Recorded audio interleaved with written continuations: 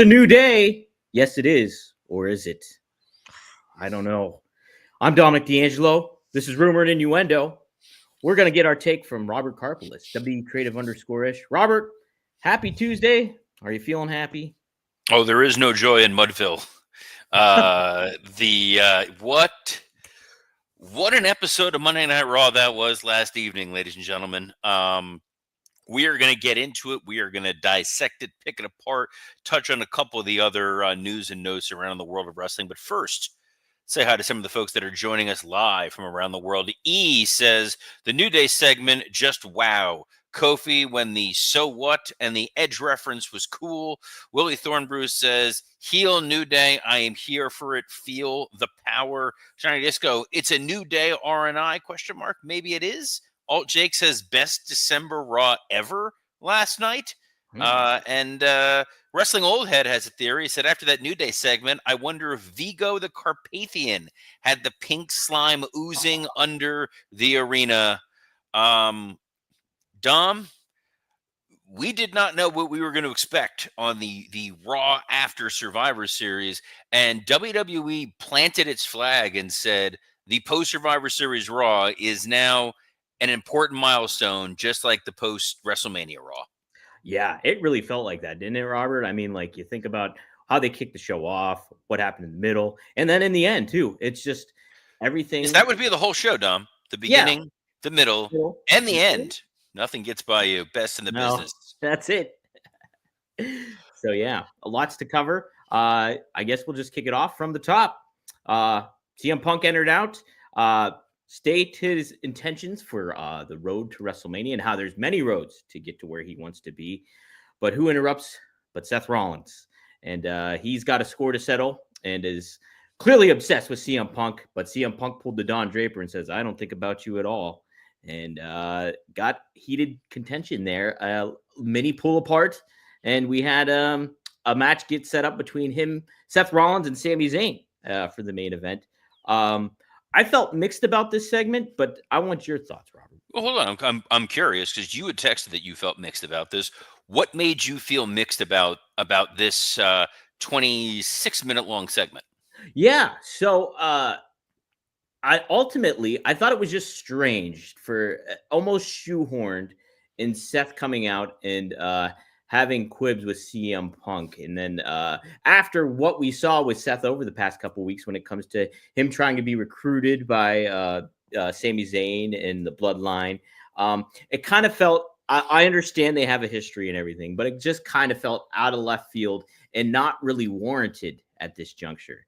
And then ultimately, and the reason I feel mixed is because the setup with Sami and Seth later on ultimately satisfied what I was kind of looking for. And I thought delivered then later on for what was told. So that's kind of why I felt a little mixed.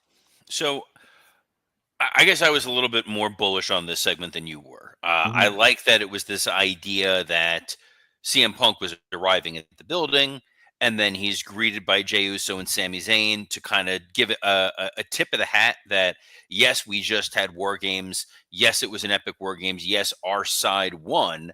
But Punk is there saying, hey, it's time to focus. This is Rumblemania season. We are officially kicking off the what's going to happen going forward. So I'm going to point at an invisible WrestleMania sign. I'm going to say that I'm going to finish my story. I've got this favor. So we're reminding the audience he has a mission when he first came back saying, I want to be a world champion. He has a mission saying he's never main evented a WrestleMania. He's reminding you that he has this favor. And it's the first time he's been on Raw since returning. It's the first time being on Raw since the Hell in a Cell match. And it's the first time he's there where Seth is in the same building. So the fact that Punk is talking about, I am focused on WrestleMania, and then Seth Rollins is coming out and he's like, hey, now you should be focused on me. I like that because it did feel like that would be the next logical step for Seth to say, look, I want to continue this fight.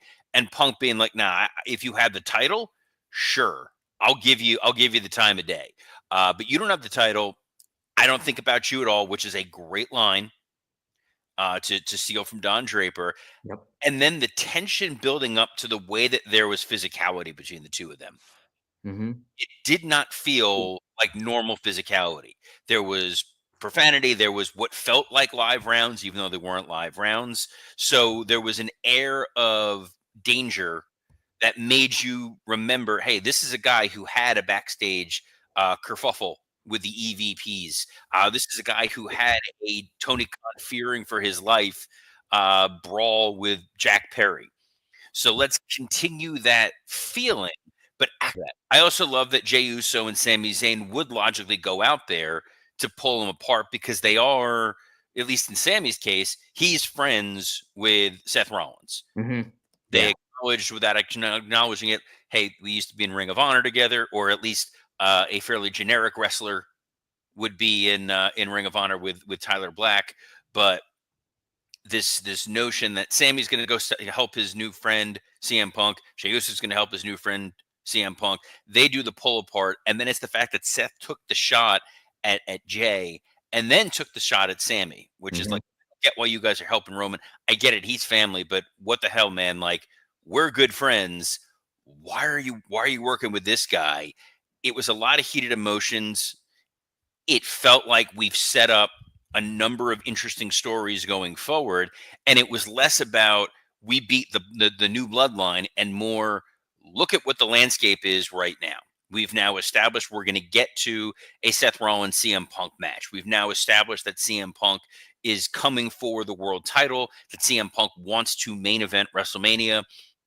At the same time, there's this torn Sami Zayn who's becoming a little bit more unhinged because he's forced to logically explain why he's helping Roman, which is so paralleling the story you have over on SmackDown with Cody and Kevin Owens and Randy Orton, and them trying to reconcile their allegiances. So it was a lot of story.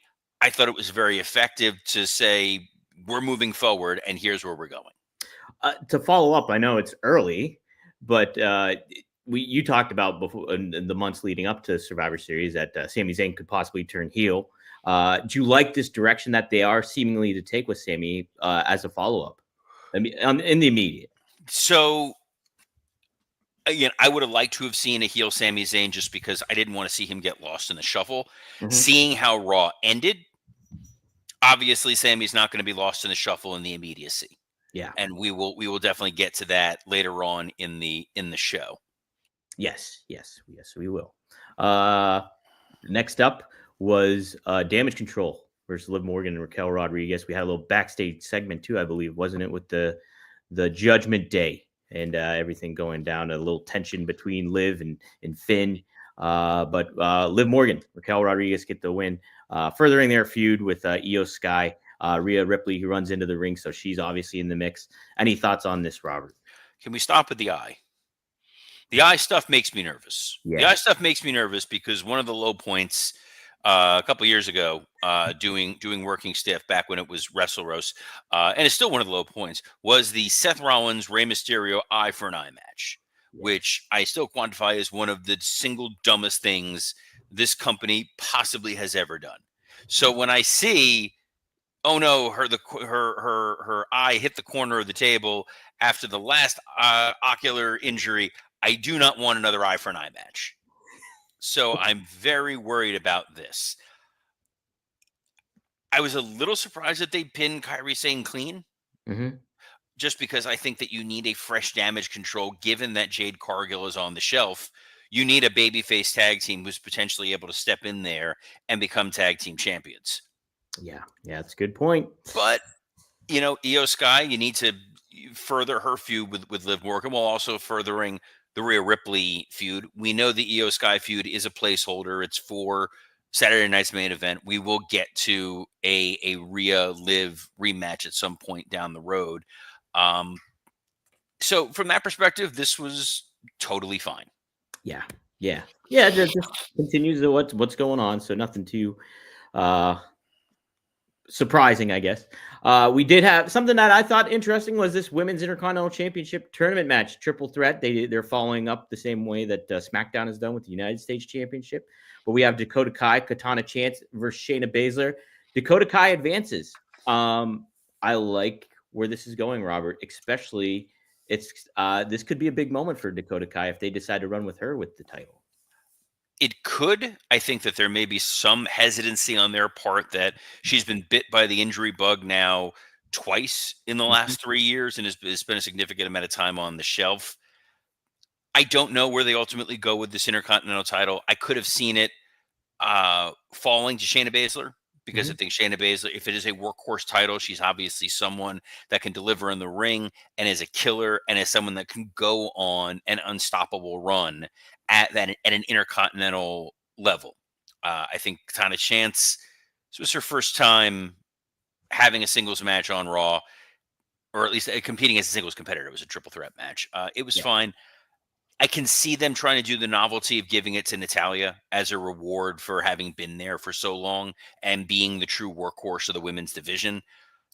These triple threat matches don't particularly excite me all that much, but I get we're getting to a destination point. We also had another destination point in a segment with Gunther Mhm. being confronted by Finn Balor and Dominic Mysterio, furthering on what we talked about coming out of Survivor Series. Right, right. And yeah, I think it's a good direction. Gunther still feels credible and has his reasoning as to why he's not interested in, like, he doesn't have any affection for Finn. So I like the segment, Robert, and I like the match that we'll talk about here in a little bit too. Yes, but the next segment is yeah. Yes. So um You want to uh, start? please don't. Please don't. Okay. The best way that I can sort of touch upon this, and I tweeted this last night, and Mhm. I feel it's still appropriate today. Um there was a feeling when you were in the audience at the movie theater during Avengers Infinity War. Yeah. Spoiler alert for a 5, 6 year old movie. And everybody starts turning to dust. And there's just this awkward silence that's going on, and everyone is just, what is happening? That is what we got here with this New Day segment. They, to paraphrase Vince Russo, it was a swerve, bro. Um, it seemed like Kofi and Xavier were sitting the kids down to say, while we still love one another, good news, you're getting 2 Christmases. Yeah. And then it just took a turn. Um, it looked like they were going to split. We've come to the end of the road. They have the big Bootios box. They have all the decorations. There was a great video package reminding you of all these wonderful moments. And when it looks like they're going to be over, Big E comes out. And this is kind of what we all expected. We thought this is going to be the Big E return. He's going to give the pep talk. It's going to be happy, happy, joy, joy. And it took a turn. I remember, I'm old enough now I remember when Sean threw Marty through the barbershop window, which, by Mhm. the way, is the anniversary of that today. Wow. That was a definitive moment of like, whoa, I can't believe we are seeing this. The way that Woods and Kofi tore in to Big E was vicious. We all kind of knew, all right, Xavier Woods is going down this heel route. So him saying oh, you're going to be our manager now. Where have you been this whole time? And then Kofi doubling down on it. Um, to paraphrase The Simpsons, you can pinpoint the exact moment where Big E's heart breaks in half. Yeah. It was so well done.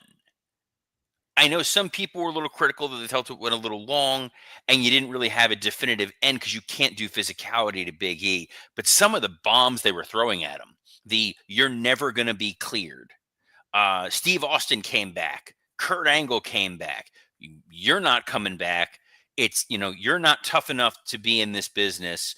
We don't want you as our manager because you didn't prioritize us when you chose to prioritize your health and your family which is ultimate carny promoter nonsense. Yes, it is. And any reservations I had as to whether or not they were going to position Woods as a strong heel immediately went out the window.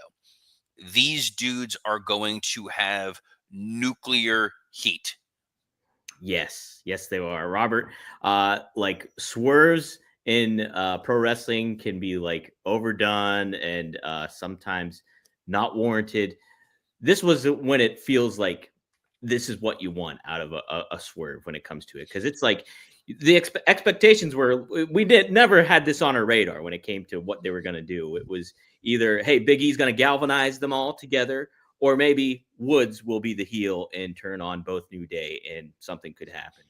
The fact that both turned on Big E and made that, then they galvanized, was off the radar, and it does make sense, like how they pitched it, how they all laid it out. And yes, the digs they took at Big E were as harsh, if not harsher, than the ones they did to one another the week before. So, really, really good stuff. This is a lot of reasons why I love pro wrestling, and the blurring of the lines in a society and time where it's hard to do for pro wrestling. They did a very nice job with this. I think that they pulled this off perfectly, and I will recommend to everybody, if you did not get a chance to read it, I want to make sure I have the exact website information. But Big E wrote an article that's published on the Players Tribune, Mm-hmm.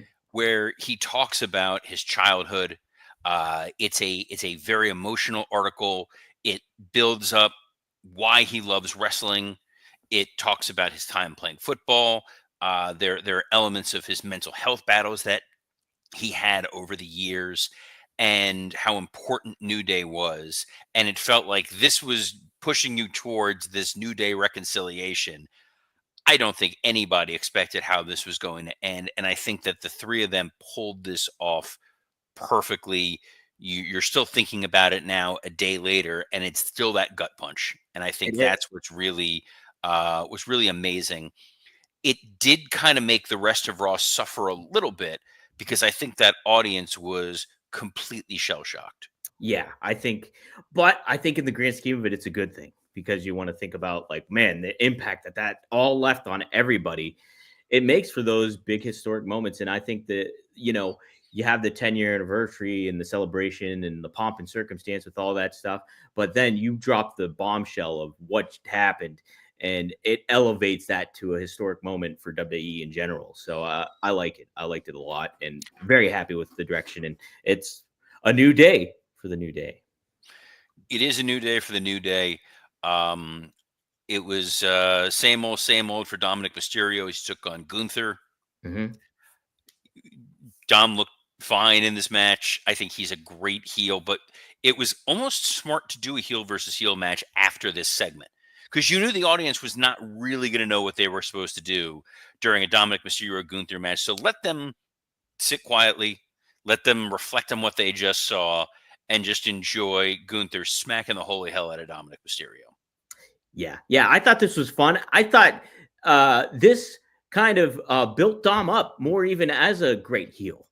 Because he did the low blow on Gunther, hit the frog splash. I think it really leaned into the Eddie Guerrero vibe he gives off and that he wants to give off. So I liked this a lot.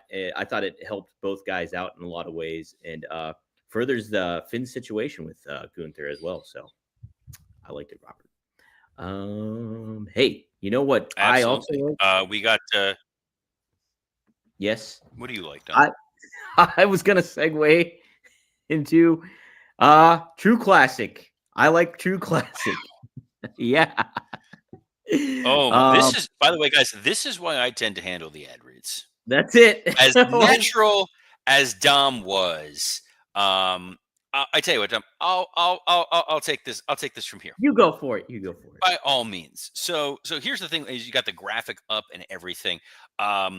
As you know, we were off for most of last week. Last week, I was in New York City for Thanksgiving, and I experienced a plethora of seasons in a very short amount of time. Most specifically was when I went to the Macy's Thanksgiving Day Parade on Thursday. I was out there at 4:45 in the morning to get my spot until 11 o'clock in the morning. It was 30 degrees. It was raining. and I had on my True Classic jeans. I had a True Classic t-shirt on underneath my sweatshirt and my jacket. The sweatshirt, the jacket soaked. The True Classic jeans and the shirt underneath dried within an hour or two of me being outside. It fit perfectly. It rebounded nicely. I put it through the wash. They both look just as fresh as they did. I genuinely cannot speak enough about how great this is. Um, they have best-selling t-shirts, hoodies, jeans, and more. They come in packs of 3, 6, or 9. So if you find the style you like, you find the size that you like, you find different colors that you want, you can just order these and fill out your entire wardrobe. They're premium products at an affordable price. These shirts are designed your best features. They're snug in the arms and chest with just the right amount of room in the midsection. And given that it was Thanksgiving weekend and I was going to be eating a ton of food, it was definitely appreciated. There's a lot of fall winter must-haves there. You're going to have these long sleeve hoodies, some waffle hoodies, jeans, button-ups, joggers, and more. There's also activewear, which is great for, like I said, I was outside in that parade for 6 hours. You would have been smelling pretty rank after that point. I was fine, didn't get any strange looks on the Long Island Railroad. You can mix and match these clothing to work within your lifestyle. There is a 100% perfect fit guarantee and easy returns. They get shipped to your house. You try them on. If you don't like it for any reason, you ship it back. You can adjust it. It is trusted by over 4 million customers with over 200,000 positive reviews. We talk wrestling. You can go online and read a ton of wrestling opinions. How often are you seeing 200,000 plus positive reviews for anything? And guys, fall is here. It's time to step up your game. Right now, you can unlock big savings when you bundle packs. Just use our exclusive link at trueclassic.com/rumor to save. That's trueclassic.com/rumor. Shop now and elevate your wardrobe today. Heck yeah. True Classic is awesome. I love it. I love it as a sponsor. And great stuff. I've been wearing it to all the professional gigs I go to too. So it speaks to the style you can wear it with. What professional gigs are you? I just picture you like in a tuxedo and a True Classic T-shirt. That's it. Yeah, that's it. When I do wrestling media events. Hey, speaking of events, we had R-Truth taking on Pete Dunne. I was going to see if you remember where we were. Yes. Yeah. Jey Uso got attacked in the back room running. Who did it? But who cares? We were getting to Pete Dunne versus R-Truth. Short, to the point. It was nice to have representation for both of them. Obviously, we will get a true rematch. And at some point, we will get Pete Dunne tearing into R-Truth, who's another beloved babyface that you can leverage to build a proper heel. Absolutely. Some other segments that we should touch upon too before we get to the main event. Karrion Kross cuts a little package promo regarding what happened the week before with Scarlett being attacked. I really like this, Robert. I think that they're putting a final cool spin on Karrion Kross and kind of making him feel like somebody that's credible to go up against a mysterious faction like the Wyatt Six. You talking about Karrion Kross's little package almost made me want to do a Blue Chew sponsor read, but that's not for today. No. From a good rumor. But yeah, it was fun. It was a good reminder of what we're going to get next week. I think Karrion Kross is finding his footing as a character.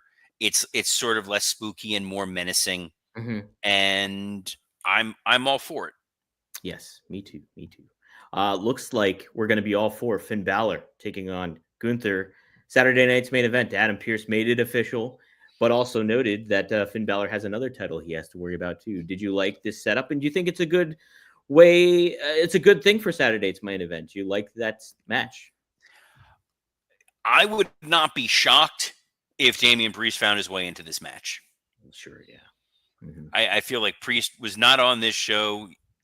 We will get something with Priest returning and winding up in this. I'd be surprised if they did a Finn Balor Gunther straight up heel versus heel match on Saturday night's main event. But if they did, those two would be very, very entertaining. Yeah, definitely. I'm excited for that show in general, just the presentation of it all and what we can expect. Cool little throwback. So they're setting it up pretty nicely. We had the main event, Robert, Sami Zayn taking on Seth Rollins. With Seth Rollins gets the win after rolling up Sami Zayn and the controversy of who attacked Jey Uso Seth Rollins tried to talk Sammy down and took advantage and got the win. Then later on, we get Drew McIntyre returning to close out the show. Joe Tessitore does a fabulous job at not, hey, who's that guy in the hood? He just tells right out it's Drew McIntyre. So always like that little addition. Robert, what did you think of the closing segment, this main event? Strong main event. The idea that these are guys who are fighting each other reluctantly, Mm-hmm. and Seth weaving the storyline in when Sammy's holding that chair and he's like, I didn't attack Jay. Cool. It makes sense. Seth catches the quick pin, and then Drew McIntyre, being the surprise return, again gives it that Raw after WrestleMania feel.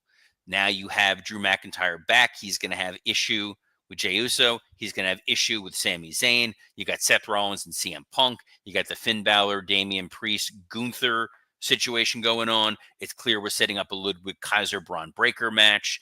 It's what's next for New Day. There's two different women that are chasing after Liv Morgan. There's a lot of stuff just going on, and it feels like there's a tremendous amount of forward momentum. Does it feel overwhelming for a 2-hour program? No, because if you grew up in the Attitude Era, you just got 40 to 50 segments Yeah. thrown at you at any given point in time. And the reason why it doesn't feel overwhelming is because these are all mapped out and they're all going someplace. Mm-hmm. This isn't getting, Emelina commercials for 3 months straight and then she never really debuts. Yeah. Everything here is moving to something else, and they've proven with that New Day story had a very long tail to it. As you see your cat in the background, Right. we got a payoff, Mm-hmm. and what a payoff it was. Absolutely. It was. And that's the neat thing about these stories, too. Yeah, it could feel overwhelming, maybe, but it really doesn't because they're going to follow through with it. And hey, there's always a potential that these stories can intermingle and connect with one another, too. So, sets it up for nice programming moving forward to close out the year. And then, hey, once it hits Netflix, should be an exciting time as well, Robert. So, very good show. I did like it a lot, and I think it does speak. Do you think this is a signification that this will be um, a tentpole event, the Raw after Survivor Series moving forward? I'd say why not? There is no PLE between now and Royal Rumble. There's Mhm. Saturday Night's Main Event, but that's obviously on network television. So you have a long runway between now and I think it's the beginning of February is the Rumble this year, which feels weird. But you've now got a lot of folks who have returned and a lot of potential winners of the Royal Rumble when you look at Jey Uso and Sami Zayn and Punk and Rollins and Drew all being positioned strongly. Not to mention whoever doesn't beat Gunther will wind up in that Rumble match. Well, yeah, Um, John Cena, The Rock. there's still John Cena. There's still The Rock. There's still a bunch of folks over on SmackDown. There's still all the Bloodline people going on here. It's a very exciting time. It sounds like this may also be a pretty exciting time for Josh Alexander. Yes, Josh Alexander revealed to Chris Van Vliet that he is going to become a free agent in 2025, specifically February 15th. I'll be a free agent. TNA announced they extended me. They put a year extension on February 14th last year into free agency for the first time. Robert, obviously, he had a tag team history with someone like Ethan Page when they did the North together. He's former TNA champion. They really leaned on him a lot over the course of the past few years. Could you see him being a viable commodity for WWE? I would see more WWE than AEW right now. I think AEW has taken on a lot of projects of late. I can see Josh Alexander fitting in nicely to start in NXT and then transition over to the main roster. I think Mhm. he would be a great veteran that the mainstream audience might not be super familiar with. Let him be one of the faces of CW and then move him over to Raw or SmackDown and really fill things out. You could see him being plugged into the Intercontinental title situation going on SmackDown. I think he could absolutely find a home somewhere on Raw. Wrestling Old Head points out here he'd be a great partner for Chad Gable. Yeah. I would love to see him in American Made. I think that would be great, even though he is technically Canadian. Canadian. Yes. But speaking of proud Americans, Dominic D'Angelo hosts a number of podcasts with a number of proud Americans, including the guy from Battle Creek, Michigan, Mr. Rob Van Dam. That's correct. Rob Van Dam and I recorded on Sunday, a late one, but it's up now. He tells some great stories about WECW and further up some thoughts on that. So we dive into some good topics on there. Getting ready for Christmas too, so fun stuff there. Be sure to tune in. RVDTV.com. It's up there now, live. Some new clips up there too. So be sure to like, subscribe, share.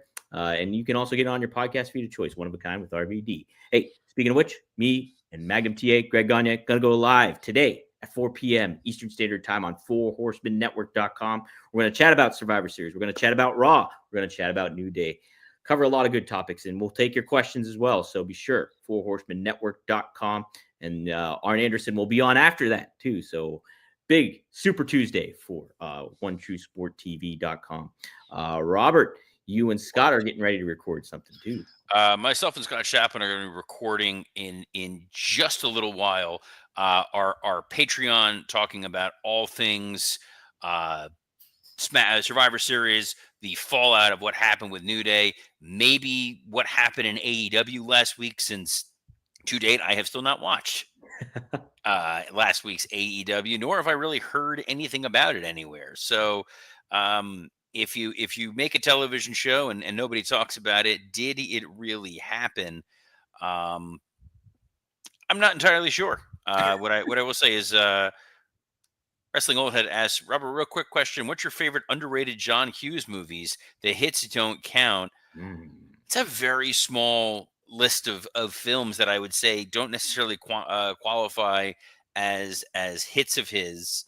I know that one of my best friends, one of his all-time favorite films is Only the Lonely. So I will give that the nod if we're gonna qualify there. But my go-to John Hughes film every Thanksgiving, we watch Home Alone. And we caught it this year. It was wonderful. This is wonderful, and we're glad that we get to do this every Monday through Friday at noon Eastern on a plethora of platforms, including WWE Creative_ish X account, the SE Scoops X account, and on YouTube on Working Stiff, Rumor and Innuendo, and ad-free shows. So on behalf of the man who has single-handedly brought down the entire New York Jets franchise, Dominic D'Angelo, I'm Robert Karpolis. Best of luck in your future endeavors. Vinny Testaverde, new coach. Yeah.